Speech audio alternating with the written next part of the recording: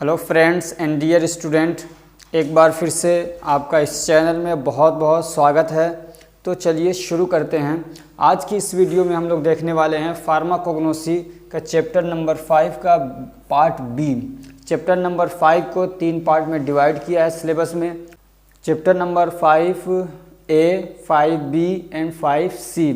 तो आज हम लोग पढ़ेंगे 5B, study of crude drugs. पिछला वाला भी था, वो भी था स्टडी ऑफ क्रूड ड्रग्स, और ये भी क्या है, स्टडी ऑफ क्रूड ड्रग्स। उसमें हम लोगों ने कई सारे टॉपिक्स पढ़े थे, जैसे कि लैक्सेटिव, कार्डियोटॉनिक्स, कार्मिनेटिव एनजीआई रेगुलेटर्स और एस्ट्रिंजेंट। आज के इस चैप्टर में कई सारे टॉपिक्स हम लोग कवर करेंगे। तो पहला टॉपिक है drugs acting on nervous system. वो दवाएं जो नर्वस सिस्टम पे काम करती हैं। तो क्या है ये? These are the drugs which affect function of the body like awareness, movement, thinking, speech, seeing, hearing, feeling, tasting and smelling. ये वो दवाएं होती हैं जो बॉडी के बहुत सारे फंक्शन को क्या कर देती हैं, अफेक्ट करती हैं। क्या करती हैं? बहुत सारे फंक्शन को अफेक्ट कर देती हैं, यानी समझ लीजिए उनको अल्टर कर देती हैं, रोक देती हैं। इसको आप एग्जाम्पल समझिए सीधा सीधा सा कि ये वो दवाएं होती हैं, जैसे आपको मान लीजिए नींद नहीं आ रही है तो नींद दिला देंगी ये आपको। ऐसे ही मान लीजिए आपको गर्म छूते हैं तो एक एहसास होता है, आपको काट दिया जाए तो एक दर्द का एहसास होता है। ये दवाएं ऐसी अगर खा लेंगे आप तो दर्द का एहसास पता नहीं चलेगा, क्योंकि नर्वस सिस्टम जो होता है ये कंट्रोल और कोऑर्डिनेशन का काम करता है। यानी ये कि आपको सेंस भी पहुंचाने का काम जो करता है वो नर्वस सिस्टम करता है। और ये दवाएं नर्वस सिस्टम पे काम करती हैं, यानी उनको डिसेबल कर देती हैं, उनके काम को रोक देती हैं। कौन सी दवाएं? जो ये आप इसमें पढ़ने वाले हैं। इसमें कई सारी चीज़ें हैं, जैसे कि आपने फार्मास्यूटिकल केमिस्ट्री के चैप्टर नंबर 5 में या 6 में पढ़ा होगा एनेस्थेटिक के बारे में, कि वो दवाएं ऐसी होती हैं जो आदमी को सुन्न कर देती हैं। तो उसी टाइप की ये भी दवाएं हैं।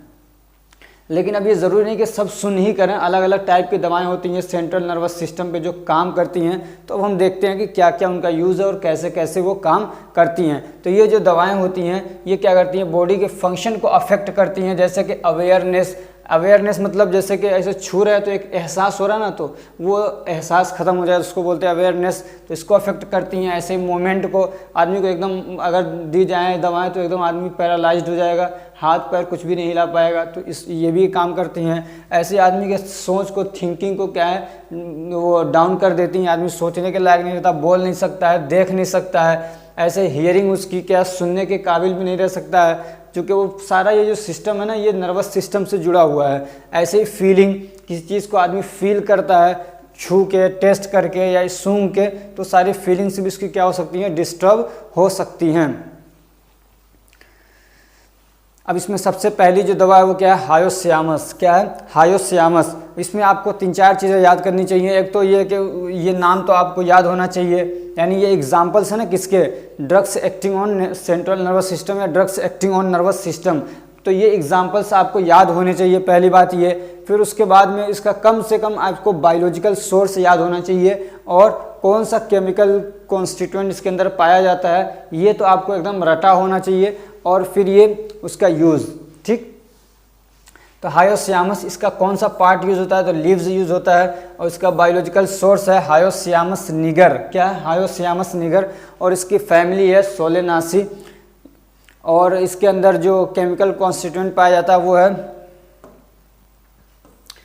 हायोसियामिन। वो क्या है? हायोसियामिन या एट्रोपिन। क्या है? हायोसियामिन या एट्रोपिन। अब ये कहाँ कहाँ पे यूज़ होता है, तो देख लिए कई सारे इसको यूज़ हैं। एक तो ये सीडेटिव के तौर पे यूज़ होता है। सीडेटिव मतलब ये कि सीडेटिव और हिप्नोटिक दोनों सेम चीज़ें हैं, थोड़ा सा फ़र्क है। क्या फ़र्क है? मान लीजिए मैं एक नॉर्मल आदमी हूँ, मैं रोज़ाना 7 घंटे सोता था, लेकिन मेरा रिज़ल्ट अच्छा नहीं आया, तो उसकी वजह से मुझे थोड़ा टेंशन है, तो नींद मुझे नहीं आ रही है।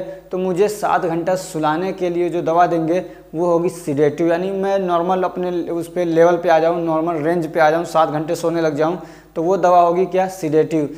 लेकिन मान लीजिए कुछ ऐसी कंडीशन होती है जिसको आदमी को नॉर्मल लेवल से भी ज़्यादा सुलाने की ज़रूरत पड़ती है। जैसे कि मान लीजिए ऑपरेशन करना है, तब उसको 7 घंटे नहीं बल्कि मान लीजिए 10 घंटा, 12 घंटा, 15 घंटा चाहते हैं कि वो सोया रहे, ऑपरेशन वाले कंडीशन में, ताकि उसको दर्द वगैरह और सारी चीज़ों का एहसास ना हो।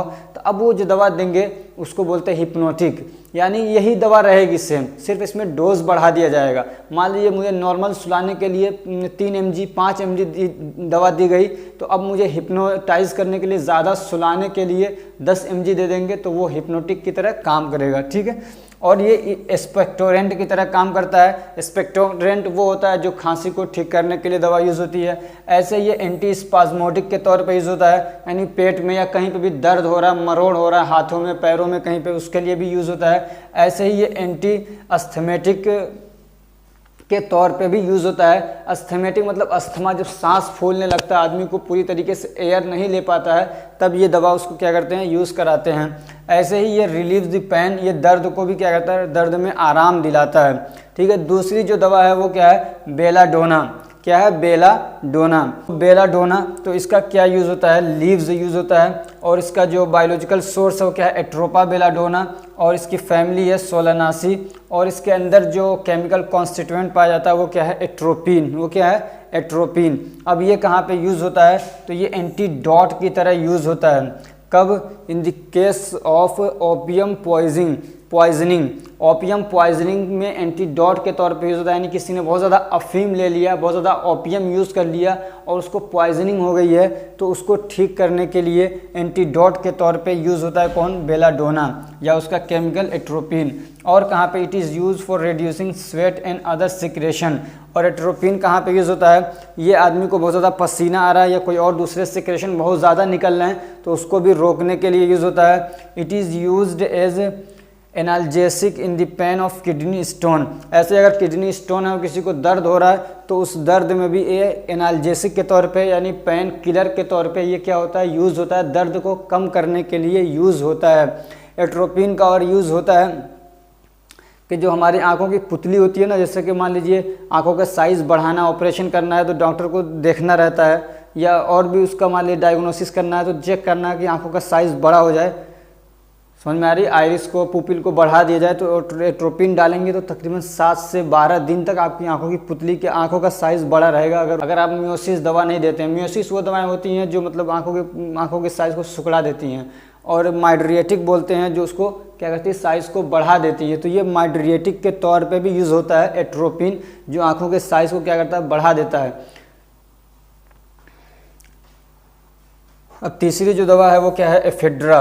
वो क्या है, एफेड्रा। इसका जो स्टेम यूज़ होता है, स्टेम मैंने बताया था एक बार और भी, मान लीजिए ये पेड़ है कोई, ठीक, और ये इसकी जड़ वगैरह है, तो ये वाला जो हिस्सा होता है इसको बोलते हैं स्टेम, ठीक, तना जिसको बोला जाता है। और इसका जो बायोलॉजिकल सोर्स है वो क्या है, एफेड्रा गेरार्डियाना। क्या है, एफेड्रा गेरार्डियाना, एफेड्रेसी इसका क्या है, बायोलॉजिकल इसका फैमिली है, और एफेड्रिन इसके अंदर केमिकल कॉन्स्टिट्यूएंट पाया जाता है। ये कहाँ पे यूज़ होता है, तो अस्थमा में यूज़ किया जाता है। अस्थमा में अगर किसी को सांस फूलने की बीमारी है, दिक्कत है, और सांस नहीं ले पा रहा पूरी तरीके से, तो एफेड्रा देते हैं, तो उसको क्या होगा, सांस आसानी से ले सकेगा। ये ब्रोंकाई जो उसको डायलेट कर देगा ये। अब पांचवी जो दवा है जो नर्वस सिस्टम पे काम करती है वो क्या, ओपियम, जिसको अफीम बोलते हैं। तो इसका ड्राइड लेटेक्स से यूज़ होता है। ड्राइड लेटेक्स क्या है, मतलब उसमें से उसका जूस, एक तरीके से समझ लीजिए सूखा हुआ जूस निकलता है, वो निकाल लिया जाता है, ठीक। और पापावर सोमनीफेरम इसका क्या है, पापावर सोमनीफेरम इसका बायोलॉजिकल सोर्स है, और पापावरासी इसका क्या है, फैमिली है। इसके अंदर बहुत सारे केमिकल कॉन्स्टिट्यूएंट पाए जाते हैं, जैसे पापावरिन, नार्कोटीन, मॉर्फिन और कोडीन। अब ये कहाँ कहाँ पे यूज़ होता है, तो सिडेटिव के तौर पे, हिप्नोटिक और एनाल्जेसिक इफेक्ट। सिडेटिव हिप्नोटिक समझ चुके हैं, एनाल्जेसिक मतलब दर्द को कम करने के लिए यूज़ होता है। और कहाँ पे यूज़ होता है, तो एंटी टसिव प्रॉपर्टीज़ है, यानी खांसी वगैरह आ रही है, सूखी खांसी, तो उसको भी ठीक करने के लिए यूज़ होता है। ऐसे ही मसल्स को रिलैक्स करने के लिए यूज़ होता है। मसल्स कभी कॉन्स्ट्रिक्ट हो जाते हैं, जैसे कि मान लीजिए एपिलेप्सी वाली कंडीशन होती है, यानी मिर्गी वगैरह आता है, तो उसमें कॉन्स्ट्रिक्शन बहुत ज़्यादा होता है, तो ये रिलैक्स करने के लिए ये क्या होता है, यूज़ होता है। मसल्स को मान लीजिए जैसे कॉन्स्ट्रिक्ट हो गया, एकदम ऐसे ही अकड़ गया, तो उसको रिलैक्स करने के लिए क्या है, ओपियम यूज़ होगा। एक और है जो आपके सेंट्रल नर्वस सिस्टम पे काम करता है, वो है टी, जिसको आप जानते हैं टी लीव्स, चाय की पत्ती, ठीक। तो इसकी पत्ती यूज़ होती है। इसका बायोलॉजिकल सोर्स है थियासाइनेंसिस। क्या है, थियासाइनेंसिस, और इसकी फैमिली है थियासी। और इसका केमिकल कॉन्स्टिट्यूएंट क्या पाया जाता है, इसके अंदर कैफीन या टैनिन पाया जाता है। ये क्वेश्चन पूछता है, एक नंबर का क्वेश्चन आ जाता है कभी कभार। It stimulate heart and nervous system, तो ये हार्ट और नर्वस सिस्टम को क्या करता है, स्टिमुलेट कर देता है, यानी उनके एक्टिविटी को बढ़ा देता है, उनको अच्छा कर देता है। ठीक, आगे क्या है, कॉफ़ी। तो इसका सीड यूज़ होता है। बायोलॉजिकल सोर्स क्या है, तो कॉफ़ी अरेबिका रूबियासी इसकी फैमिली है। कैफीन और टैनिन इसके अंदर भी क्या है, पाया जाता है केमिकल कॉन्स्टिट्यूएंट के तौर पे। और ये क्या करता है, ये भी नर्वस सिस्टम को स्टिमुलेट करता है। स्टिमुलेट करने का मतलब समझिए, जैसे कि मैं पढ़ा रहा हूँ, अब मैं दिन भर का थका हुआ हूँ, नींद सी आ रही है, ऊँघ आ रही है, तो अब चाय पी लूँगा, कॉफ़ी पी लूँगा, तो थोड़ा सा एक्टिव हो जाऊँगा, क्योंकि हमारा नर्वस सिस्टम क्या हो जाएगा, स्टिमुलेट हो जाएगा। ठीक, और कहाँ पे यूज़ होता है ये, तो डायूरेटिक के तौर पे यूज़ होता है। डायूरेटिक्स वो दवाएं होती हैं जो आपके यूरिन के, पेशाब के वॉल्यूम को बढ़ा देती हैं। ठीक है, हमारी कभी ज़रूरत होती है, ब्लड प्रेशर बढ़ जाता है कि इसके वॉल्यूम के बढ़ने की वजह से, तो उसको निकालने के लिए, मान लीजिए ब्लड का वॉल्यूम बढ़ गया, बहुत ज़्यादा उसके अंदर शुगर है, बहुत ज़्यादा सोडियम है, तो उसको निकालने के लिए ये दवाएँ देंगे। और भी दवाएँ आती हैं, अभी आप पढ़ेंगे, तो वो होती हैं डायूरेटिक्स, जो वॉल्यूम को क्या करती हैं, कम कर देती हैं। उसमें बहुत ज़्यादा यूरिनेशन होता है, आदमी परेशान हो जाता है, भागता है बार बार टॉयलेट की तरफ।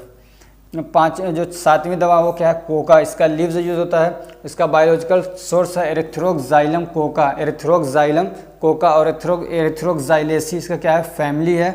और इसके अंदर केमिकल कॉन्स्टिट्यूएंट पाया जाता है वो कोकेइन और एल्केलॉइड्स। क्या है, कोकेइन और एल्केलॉइड्स पाया जाता है। और ये क्या है, लोकल एनेस्थेटिक के तौर पे यूज़ होता है। मान लीजिए यहाँ पे कोई ऑपरेशन करना, छोटा मोटा यहाँ पे लगा देंगे, तो ये एरिया क्या हो जाएगा, सुन्न हो जाएगा। ऐसे it is used anti convulsant. अगर किसी को मिर्गी हो गई है, कन्वल्जेंट बोलते हैं, समझिए मिर्गी को, उसको एपिलेप्सी भी बोलते हैं और उसको सीजर भी बोलते हैं। ठीक, तो किसी को अगर ये बीमारी हो गई है कन्वल्जेंट मिर्गी, तो उसको ठीक करने के लिए दवा देते हैं, उसको बोलते हैं एंटी कन्वल्जेंट। ऐसे ही डिप्रेस दी CNS, ये सेंट्रल नर्वस सिस्टम को डिप्रेस कर देता है, यानी उसके डीएक्टिव कर देता है एक तरीके से। तो दर्द वगैरह का एहसास ये सब नहीं रहता है आदमी को। अब एक दवा है एंटी हाइपरटेंसिव।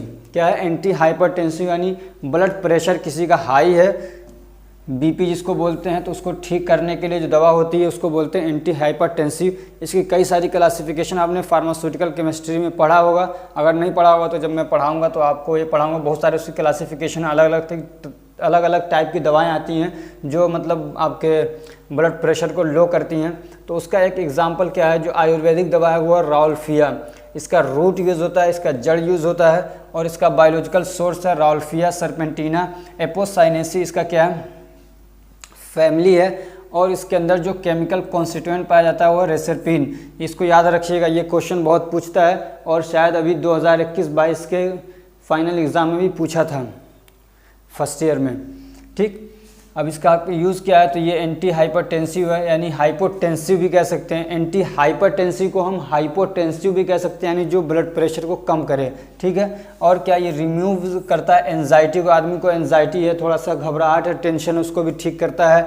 ऐसे ही ये बहुत तगड़ा सिडेटिव, यानी आदमी को सुलाने के लिए नींद वाली दवा होती है और हिप्नोटिक इफेक्ट इसके अंदर होता है। ठीक, it is use to treat epilepsy. अभी मैंने बताया एपिलेप्सी, एंटी कन्वल्जेंट या सीजर, एक ही चीज़ें, यानी मिर्गी, झटके लगते हैं जिसमें, तो उसको ठीक करने के लिए भी ये दवा यूज़ हो सकती है। ऐसे ही किसी को सांप ने काट लिया है तो उसको ठीक करने के लिए, सांप के जहर को रोकने के लिए भी ये दवा यूज़ होती है। It is used for reducing fever. अगर किसी को बुखार है तो भी ये दवा उसको दी जा सकती है बुखार को कम करने के लिए। अब अगली जो दवा है वो है एंटीटसिव। एंटीटसिव क्या होती है, अभी कई बार मैं बता चुका हूँ शायद। एक होता है स्पेक्टोरेंट, एक होता है टसिव। तो स्पेक्टोरेंट वो दवा होती है जो आपको गीली खांसी होती है जिसमें बलगम निकलता है, उसको ठीक करने के लिए जो दवा देते हैं उसको बोलते हैं स्पेक्टोरेंट। और कभी सूखी खांसी होती है जिसको काली खांसी भी बोलते हैं, उसमें बलगम नहीं निकलता लेकिन खांसी बहुत आती है, उसको ठीक करने के लिए जो दवा देते हैं वो क्या होता है, एंटीटसिव। अब इसका मैकेनिज़्म पढ़ने की आपको ज़रूरत नहीं है क्योंकि आपके सिलेबस में नहीं है। होता क्या है कि जो ये हमारा विंड पाइप है ना, जहाँ से एयर जाता है, उसके अंदर जब कुछ थोड़ा बहुत ऐसा लगता है, वहाँ पे जो स्मूथ मसल्स होता है, जब हमारे मतलब वहाँ पे सिस्टम होता है, नर्वस सिस्टम वहाँ पे भी फैला हुआ है, उसको जब सेंस होता है कि कुछ इसमें फंसा हुआ है या कुछ आ रहा है, तो वो क्या होता है, एकदम से एक्टिव होता है और ब्रेन कहता है कि तुम खांसो ताकि वो बाहर निकल जाए। समझ में आ रही बात। उसको एक्टिव करता है, उसको ये इन्फॉर्मेशन देता है कि तुम्हारे अंदर कुछ आगे फंसा हुआ है, तुम खांसो। तो वो क्या करता है, फिर आदमी को खांसी आती है ताकि वो जो चीज़ है वो बाहर निकल जाए, लेकिन होता कुछ भी नहीं है वहाँ पे। तो बार बार होता बहुत थोड़ा बहुत कुछ होता है, या तो कभी दिक्कत होती है, इन्फेक्शन होता है, तब खांसी आती है। तो ये जो दवा देते हैं तो ये नर्वस सिस्टम को क्या करता है, डाउन कर देता है, तो फिर वहाँ से वो इन्फॉर्मेशन नहीं भेज पाता। असल में बीमारी नहीं ठीक होती है इससे, असल में क्या करता है, नर्वस सिस्टम को क्या करता है, डिप्रेस कर देता है, तो उसको एहसास नहीं रहता कि कुछ फंसा है, कुछ है कि नहीं है, तो वो फिर वहाँ से वो इन्फॉर्मेशन नहीं भेजता है, तो खांसी नहीं आती। तो इस तरीके से खांसी को रोकता है। तो उसमें कौन सी दवा एक है, वसाका लीव्स, इसकी पत्तियाँ यूज़ होती हैं। आधा तोड़ा वासिका इसका बायोलॉजिकल सोर्स है, और अकैंथासी इसका क्या है, फैमिली, और इसके अंदर जो केमिकल कॉन्स्टिट्यूएंट पाया जाता है वो है vasicine. It is used as antitussive and expectorant, ये एंटी टसिव और एक्सपेक्टोरेंट के तौर पे यूज़ होता है। It is a bronchodilator, ये ब्रोंको डायलेटर के तौर पे भी यूज़ होता है। हमारा ब्रोंकाई है जहाँ से एयर पास होता है, फिर अंदर जाता है, ब्रोंकाई होता है, फिर ब्रोंकियोल्स होता है, फिर एल्वोली होता है, ठीक। तो ये जो ब्रोंकाई है ये अगर ये कॉन्स्ट्रिक्ट हो गया तो पूरी तरीके से एयर पहुंचता नहीं है लंग्स के अंदर, तो आदमी का सांस फूलने लगता है। तो उसको डायलेट कर दिया जाए, एक होता है कॉन्स्ट्रिक्ट हो गया यानी सुकड़ गया तो सांस फूलने लग जाएगा, उसको डायलेट कर दिया जाए, खोल दिया जाए तो सांस आसानी से आएगा, आदमी का सांस नहीं फूलेगा। तो वो जो दवा होती है उसको बोलते हैं ब्रोंको डायलेटर, तो उसके तौर पे भी वसाका यूज़ होता है। दूसरी दवा है टोलू बालसम, इसका बालसम यूज़ होता है। बालसम समझिए लाशा बोलते हैं, जैसे कि मान लीजिए कोई पेड़ होता है उसमें कट लग जाता है, जब कट लग जाता है तो वहाँ से ऐसे ही चिपचिपा सा एक गोंद की तरह से चीज़ निकलने लग जाती है। हमने तो कई बार देखा है, आपने नीम का पेड़ देखा होगा तो उसमें देखिएगा कि पीला पीला सा निकला रहता है, वो होता है बालसम, ठीक। तो ऐसे ही टोलू कोई पेड़ है तो उसका बालसम निकलता है, तो इसका बालसम यूज़ होता है, ठीक। अब इसका जो बायोलॉजिकल सोर्स है वो क्या है, माइरोक्साइलम बालसमम, और लेगुमिनोसा इसका क्या है, फैमिली है, और इसके अंदर केमिकल कॉन्स्टिट्यूएंट पाया जाता है वो है सिनेमिक एसिड या बेंजोइक एसिड पाया जाता है। एक्सपेक्टोरेंट और एंटीटसिव के तौर पे यूज़ होता है, और ये क्या है, फार्मास्यूटिकल एड के तौर पे भी यूज़ होता है। फार्मास्यूटिकल एड्स क्या हैं, आपने फार्मास्यूटिक्स में भी पढ़ा होगा, अगर नहीं पढ़ा होगा तो मैं बता दूं, फार्मास्यूटिकल एड्स वो चीज़ें होती हैं जो दवा बनाते वक्त यूज़ तो होती हैं, लेकिन असल में वो किसी बीमारी को ठीक करने के लिए नहीं यूज़ होती हैं, बल्कि किसी दूसरे पर्पस के लिए यूज़ होती हैं। समझ में आ रही बात। मान लीजिए कोई सिरप बन रहा है, उसके अंदर एक दवा है जो दर्द को ठीक करने के लिए है या बुखार को ठीक करने के लिए है, ठीक। मान लीजिए पैरासीटामॉल है, लेकिन वो जो बच्चों के लिए सिरप बना रहे हैं उसमें सिर्फ पैरासीटामॉल ही तो नहीं होता, बल्कि वो सिरप में उसमें क्या है, डिस्टिल वाटर भी है, उसके अंदर मीठा करने के लिए उसके अंदर मान लीजिए चीनी भी है, उसको फ्लेवर देने के लिए उसके अंदर फ्लेवरिंग एजेंट भी है। तो ये सब जो फ्लेवरिंग एजेंट है उसको मीठा करने के लिए उसके अंदर शुगर है, उसको गाढ़ा करने के लिए, लिक्विड बनाने के लिए उसके अंदर मान लीजिए डिस्टिल वाटर है। तो ये सब क्या है, असल में बीमारी को ठीक करने के लिए नहीं है, लेकिन दवा बनाते वक्त ये यूज़ होते हैं। तो ऐसी चीज़ों को हम लोग क्या बोलते हैं, फार्मास्यूटिकल एड्स, यानी फार्मास्यूटिकल बनाने में ये क्या करते हैं, हेल्प करते हैं, ठीक। अब एक दवा होती है एंटी र्यूमेटिक्स वो दवाएं होती हैं जो हड्डियों के दर्द या जोड़ों के दर्द वगैरह को ठीक करने के लिए यूज़ होती हैं। यहाँ पे लिखा हुआ है, कहीं पे सूजन वगैरह होता है उसमें दर्द होने लगता है, ठीक। और या ये भी कह सकते हैं कि ये वो दवाएं होती हैं जो आर्थराइटिस को ठीक करने के लिए यूज़ होती हैं, उनको क्या बोलते हैं, एंटी र्यूमेटिक्स बोलते हैं, ठीक है। उसकी एक ही एग्जाम्पल है, वो क्या है, कोल्चिकम सीड कोल्चिकम है, इसका सीड यूज़ होता है, और कोल्चिकम ऑटमनेल इसका बायोलॉजिकल सोर्स है, और लिलियासी इसकी फैमिली है, और अमाइनो एल्केलॉइड्स इसके अंदर केमिकल कॉन्स्टिट्यूएंट पाया जाता है। ये र्यूमेटिज्म को ठीक करने के लिए यूज़ होता है, यानी र्यूमेटिज्म यानी जोड़ों का दर्द वगैरह होता है उसको भी बोलते हैं, और गाउट को ठीक करने के लिए, गाउट भी एक क्या है, ये हमारे जॉइंट का ही दर्द है, लेकिन जब इसमें यूरिक एसिड जब जमा हो जाता है, जो दर्द होता है उसको गाउट बोलते हैं। अब एक जो टाइप है दवाओं का वो क्या है, एंटी ट्यूमर यानी एंटी कैंसर भी बोलते हैं, और anti neoplastic agent. Pharmaceutical chemistry में आपका सिलेबस में जो दिया है वो दिया है एंटी नियोप्लास्टिक एजेंट, सबसे लास्ट चैप्टर है, ठीक है। उसको ये सारे इसके नाम हैं, ये वो दवाएं होती हैं जो कैंसर को ठीक करने के लिए यूज़ होती हैं, ठीक है। उनको एंटी ट्यूमर या एंटी कैंसर भी बोलते हैं या एंटी न्यूप्लास्टिक एजेंट भी बोलते हैं। तो उसका एग्जांपल क्या है, विनका। इसका पूरा प्लांट यूज़ होता है, होल प्लांट यूज़ होता है, और इसके जो बायोलॉजिकल सोर्स है वो क्या है, कैथेरेंसिस रोजियस, और इसका एपोसाइनेसी क्या है, इसका फैमिली है इसकी, और इंडोल एल्केलॉइड्स इसके अंदर केमिकल कॉन्स्टिट्यूएंट पाया जाता है। ये एंटी कैंसर होता है, ठीक है, और ये डायबिटीज़ को ठीक करने के लिए भी ये दवा यूज़ हो सकती है। और ऐसे ही हाई ब्लड प्रेशर किसी का है तो उसको भी ठीक करने के लिए यानी एंटी हाइपरटेंसिव के तौर पे भी यूज़ हो सकती है। और ये माउथ अल्सर में, मुंह के अंदर छाले हो गए तो उसमें भी इसको यूज़ करते हैं। और ये हेल्दी ब्रेन के लिए, यानी ब्रेन को अगर हेल्दी रखना है तो उसके लिए भी इस दवा को हम लोग यूज़ कर लेते हैं। दूसरी जो दवा है वो क्या है, पोडोफाइलम। इसका राइजोम यूज़ होता है। राइजोम पहले ही बता चुका हूँ मैं। राइजोम का मतलब जड़ में जो फल होता है, जैसे कि आलू हो गया, मूंगफली हो गई, और भी इस टाइप की जो चीज़ें हैं जो जड़ में होती है, जैसे जिंजर हो गया, तो उसको राइजोम बोलते हैं, ठीक। पोडोफाइलम हेक्सेंड्रम रोयल इसका क्या है, बायोलॉजिकल सोर्स है, और बेरबेरीडेसी इसकी फैमिली है, और पोडोफाइलिन इसका केमिकल कॉन्स्टिट्यूएंट है। It is an anti tumour, ये एंटी ट्यूमर ड्रग है। इट इज़ ए परगेटिव, और ये परगेटिव के तौर पे भी यूज़ होता है। लेग्जेटिव और परगेटिव मैंने बताया था। लेग्जेटिव जो होता है, जो आदमी के कब्ज़ को ठीक करने के लिए यूज़ होता है, और उसी का डोज अगर बढ़ा दिया जाए तो वो परगेटिव हो जाता है। तो वो क्या करता है, पूरा आदमी के पेट को एकदम खाली कर देता है, दस्त आने लग जाते हैं पूरा, मतलब ताकि पेट उसका क्या हो, एकदम साफ़ कर दिया जाए। तो ये ज़्यादा जब डोज बढ़ा देते हैं ऐसी दवाओं का, लेग्जेटिव का, तो वो परगेटिव की तरह काम करता है। अब एक टॉपिक है वो क्या है, एंटी डायबिटीज़। आप डायबिटीज़ जानते हैं, शुगर जिसको बोलते हैं, हर घर में या हर मोहल्ले में 2-4 पेशेंट तो मिल ही जाते हैं इसके। तो ये वो दवाएं होती हैं जो ब्लड शुगर लेवल को क्या करती है, कंट्रोल करती हैं, ठीक। यानी डायबिटीज़ को ठीक करने के लिए, शुगर को ठीक करने के लिए जो दवाएं यूज़ होती हैं उसको बोलते हैं क्या, एंटी डायबिटीज़। इसको याद कर लीजिएगा, ये बहुत काम आती है, ठीक। तो इसका जो एग्जांपल हो क्या है, पटेरोकार्पस। क्या है, पटेरोकार्पस। इसका ड्राइड जूस यूज़ होता है। क्या होता है, ड्राइड, सूखा हुआ जूस, यानी जूस को सुखा लिया जाता है और उसको यूज़ किया जाता है। और इसका बायोलॉजिकल सोर्स क्या है, पटेरोकार्पस मार्सुपियम लीन। पटेरोकार्पस मार्सुपियम लीन। लेगुमिनासी इसका क्या है, फैमिली है। और काइनोटेनिक या कीनोटेनिक एसिड इसका जो केमिकल कॉन्स्टिट्यूएंट है वो क्या है, कीनोटेनिक एसिड या काइनोटेनिक एसिड।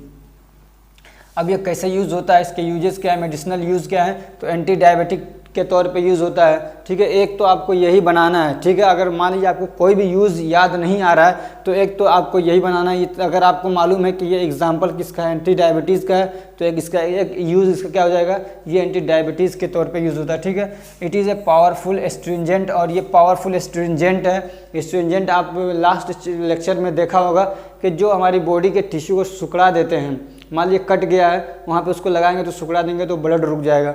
और भी इसके दूसरे यूज़ हैं, तो एस्ट्रिंजेंट के तौर पे यूज़ होता है। It is use to treat diarrhoea, और ये डायरिया को ठीक करने के लिए, दस्त हो रहे हैं आदमी को तो उसको भी ठीक करने के लिए, लूज मोशन हो गया तो उसको ठीक करने के लिए भी यूज़ होती है दवा। और क्या है, जिम्नेमा। इसको पूछता है, जिम्नेमा देख लेना ध्यान से। जिम्नेमा इसका लीव्स यूज होता है। Gymnema Sylvester. क्या है, जिम्नेमा सिल्वेस्टर इसका बायोलॉजिकल सोर्स है। एस्क्लेपिया डेसी। क्या है, एस्क्लेपिया डेसी इसकी फैमिली है। और जिम्नेमिक एसिड। जिम्नेमिक एसिड क्या है इसका, इसके अंदर जो केमिकल कॉन्स्टिट्यूएंट पाया जाता है। और ये एंटी डायबिटिक दवा है, एंटी डायबिटीज़ के तौर पे यूज़ होता है। और एंटी कैरीज के तौर पे भी यूज़ होता है। कैरीज, एंटी कैरीज क्या है, ये वो दवाएं होती हैं जो कैरी को ठीक करने के लिए यूज़ होती हैं। कैरी जैसे दांतों के अंदर सुराख हो जाता है, मगर कीड़ा लग जाता है या किसी और वजह से दांतों में सुराख हो जाते हैं ना, गड्ढे हो जाते हैं, बहुत सारी जगहों पे उसको खोड़ीला भी बोलते हैं, उसमें फिर दर्द होने लगता है। उसका रीज़न क्या है मैं पढ़ा चुका हूँ शायद इसको आपको फार्मास्यूटिकल केमिस्ट्री के अंदर, ठीक है, डेंटल प्रोडक्ट में। तो ये वो दवाएं होती हैं जो एंटी कैरीज के तौर पे भी यूज़ होती हैं, यानी वो जो कैरीज है उसको भरने के लिए, या कैरी ना हो, कैरी अगर हो मतलब आदमी नॉर्मल दांत उसके क्या हेल्दी रहे तो उसके लिए भी इसको क्या करते हैं, यूज़ करते हैं। अगर कोई ये खाए ये दवा तो उसको कैरीज नहीं होंगे। और ये स्टोमैकिक के तौर पे यूज़ होता है। स्टोमैकिक यानी भूख को बढ़ाने के लिए जो दवाएं यूज़ होती हैं उसको स्टोमैकिक बोलते हैं, ठीक। अब एक टाइप की दवा है वो डायूरेटिक। डायूरेटिक मैंने बता दिया कि क्या होती है, ये वो दवाएं होती हैं जो हमारे यूरिनेशन को बढ़ा देती हैं या यूरिन के वॉल्यूम को बढ़ा देती हैं, ठीक है। These are the drugs that increase the urination। ठीक है, ये वो दवाएं होती है, these are the drugs that increase urination या वॉल्यूम ऑफ यूरिन। ये वो दवाएं होती हैं जो हमारे यूरिन के वॉल्यूम को बढ़ा देती हैं। ठीक है, इसके कई फ़ायदे, मान लीजिए किसी को पॉइजनिंग हो गया, किसी ने जहर खा लिया, तो मान लीजिए जब तक वो स्टोमक के अंदर है तो उसको उल्टी करा के निकाल सकते हैं, लेकिन अगर वो पॉइजन आपके ब्लड में पहुंच गया तो अब उल्टी तो करा नहीं सकते। तो अब ये शक्ल ये होती है कि आदमी को कुछ ऐसी दवाएं दी जाएं कि जल्दी जल्दी से उसका ब्लड का वॉल्यूम कम हो, यानी ब्लड के अंदर जो चीज़ें हैं उसको बाहर निकाला जाए। तो ठीक है, तो उसमें जो दवा देंगे तो वो होगी डायूरेटिक, कि उसके वॉल्यूम को क्या है, ब्लड के वॉल्यूम को कम करने के लिए उसको बार बार पेशाब करवाना पड़ेगा, तो उसका ब्लड का वॉल्यूम क्या होगा, कम होगा, निकलेगा ब्लड के अंदर। चूँकि हमारा जो किडनी होता है वो खुद खास चीज़ों को ही ब्लड में रहने देती है, वरना बाकी जो बेकार की चीज़ें होती है उन सबको खींच खींच के बाहर निकाल देती है। तो वो जहर को भी या पॉइजन वगैरह जो भी उसको बाहर निकालने की कोशिश करती है। ठीक, और दूसरा क्या है कि मान लीजिए जैसे सोडियम वगैरह हो गया और इस टाइप की और चीज़ें जो अच्छा नहीं है हमारे लिए, जो ब्लड प्रेशर को बढ़ाती हैं। वाटर का कंटेंट भी अगर ज़्यादा हो गया तो हमारे हार्ट को ज़्यादा पंप करना पड़ेगा, ब्लड का वॉल्यूम बढ़ गया तो उससे ब्लड प्रेशर भी बढ़ता है, तो उसको कम करने के लिए भी क्या ये दवाएं यूज़ होती हैं। ठीक, तो कौन सी दवा है ये, वो गोखरू, इसका फ्रूट यूज़ होता है, और इसका बायोलॉजिकल सोर्स क्या है, ट्रिब्यूलस टेरेस्ट्रिसलिन और जाइगोफाइलेसी इसकी फैमिली है, स्टेरॉइडा सैपोनिन्स इसका क्या है, केमिकल कॉन्स्टिट्यूएंट है। और ये क्या है, इट इज़ ए डायूरेटिक, ये डायूरेटिक के तौर पे यूज़ होता है। It is use to treat diarrhoea, और ये डायरिया को और डिसेंट्री को ठीक करने के लिए भी क्या है, यूज़ होता है। ये डायरिया और डिसेंट्री को ठीक करने के लिए भी यूज़ होता है। डायरिया आप जानते हैं उसी से मिलता जुलता डिसेंट्री भी है। डिसेंट्री में क्या होता है, इन्फ्लामेशन हो जाता है आंतों के अंदर, और उसमें भी दस्त आते हैं, लूज मोशन होता है, लेकिन आंतों में इन्फ्लामेशन हो जाता है, सूजन आ जाता है। और दूसरी दवा क्या है, पुनर्नवा, इसका पूरा प्लांट यूज़ होता है, बोराविया डिफ्यूसा, बोएराविया या बोरहाविया, अलग अलग तरीके से लोग पढ़ते हैं इसको, बोएराविया या बोरहाविया, जो भी है, बोराविया डिफ्यूसा इसका बायोलॉजिकल सोर्स है, निक्टाजिनासी इसकी फैमिली है। और इसके अंदर जो केमिकल कॉन्स्टिट्यूएंट पाया जाता है वो है पुनर्नवीन, क्या है, पुनर्नवीन। और ये भी डायूरेटिक के तौर पे यूज़ होता है, एंटी डायबिटिक के तौर पे यूज़ होता है, यानी शुगर को ठीक करने के लिए यूज़ होता है, और एनाल्जेसिक के तौर पे भी यूज़ होता है, यानी दर्द वगैरह का एहसास हो रहा है तो उसको भी ठीक करने के लिए ये दवा यूज़ होती है। तो ये आपका चैप्टर क्या हो गया, 5B, चैप्टर 5B फार्माकोग्नोसी का ये कंप्लीट हो गया है। अगर ये हमारी कोशिश आपको अच्छी लग रही है तो वीडियो को लाइक करिए, चैनल को सब्सक्राइब करिए और अपने फ्रेंड्स को भी शेयर करिए।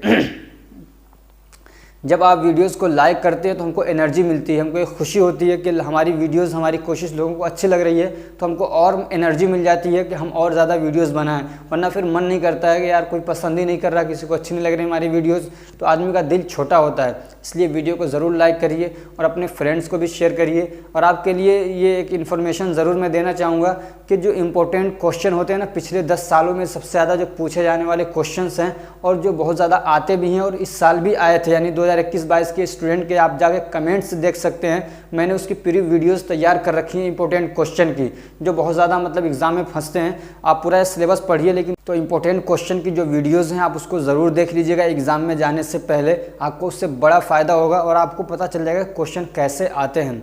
चलिए, अपना बहुत ख्याल रखिए, अपने फ्रेंड्स को भी शेयर करिए। Thank you so much for watching. हाँ, और ये जो PDF है आप डिस्क्रिप्शन में इसको ले सकते हैं, और हमारा टेलीग्राम ग्रुप भी उसको ज्वाइन कर लीजिए, वहाँ पे मैं सारे PDF अपलोड कर देता हूँ। आप जब चाहेंगे, जोन सी वीडियो चाहेंगे, वहाँ फाइल में जाके आप उसको ले सकते हैं।